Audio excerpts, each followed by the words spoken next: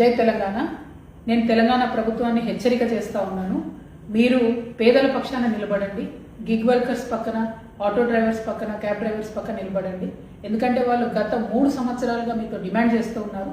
ఓలా కానీ, ఊబర్ కానీ, ర్యాపిడో కానీ, ఈ అగ్రిగేటర్స్ ఎవరైతే ఉన్నారో ఈ రేట్స్ విషయంలో వాళ్ళను పీడించుకొని తింటున్నారు. ఆటో పొద్దంతా నడిపి ఇంటికి పోతే ₹1 మిగిలినటువంటి పరిస్థితి ఉంది. క్యాబ్ పొద్దంతా నడిపి ఇంటికి పోతే ₹1 మిగిలినటువంటి పరిస్థితి లేదు. స్విగ్గీ కానీ, జొమాటో కానీ పొద్దంతా డెలివరీ చేసినా కూడా ₹1 మిగిలే పరిస్థితి లేనటువంటి సందర్భాన్ని మనం గమనిస్తూ ఉన్నాం. రాష్ట్ర ప్రభుత్వం ఇమీడియట్గా ఇంటర్వ్యూన్ అవ్వాలి. ఓలా కానీ, ఊబర్ కానీ, ర్యాపిడో కానీ ఇటువంటి అనేక అగ్రిగేటర్స్ ఉన్నాయి. వాళ్ళతో మాట్లాడి ఈ ఆటో డ్రైవర్స్కి, క్యాబ్ డ్రైవర్స్కి, బైక్స్ మీద ర్యాపిడో చేసుకునేటటువంటి వారికి, స్విగ్గీ, జొమాటో లాంటి పెద్ద కంపెనీలో చేసే డెలివరీస్కి అన్నిటికీ కూడా మీరు మంచి రేట్ని నిర్ణయించాలి. వారితో నేను తక్షణమే మాట్లాడాలి. ఇవాళ బ్రేక్ డౌన్ చేస్తూ ఉన్నారు వాళ్ళందరూ కూడా.